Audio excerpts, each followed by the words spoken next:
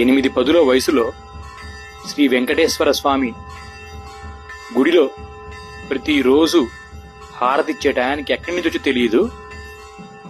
ప్రతిరోజు పొద్దున్నే వచ్చి చేతులతో దాదాపు ఆ 30-40 కేజీల బరువుండే ఆ గంటను మోగిస్తూ ఉంటుంది.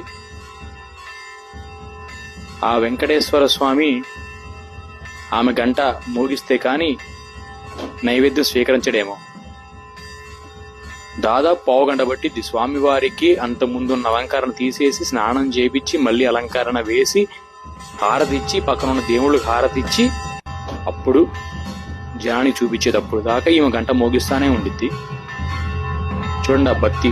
తనకు తెలుసు ఈ కార్లు బంగ్లా కన్నా కూడా చనిపోయిన తర్వాత దేవుడు చూసేది పుణ్యం, దేవుడి మీద నమ్మకాన్ని మాత్రమే ఆయన ఆస్తిగా కొలుస్తాడని.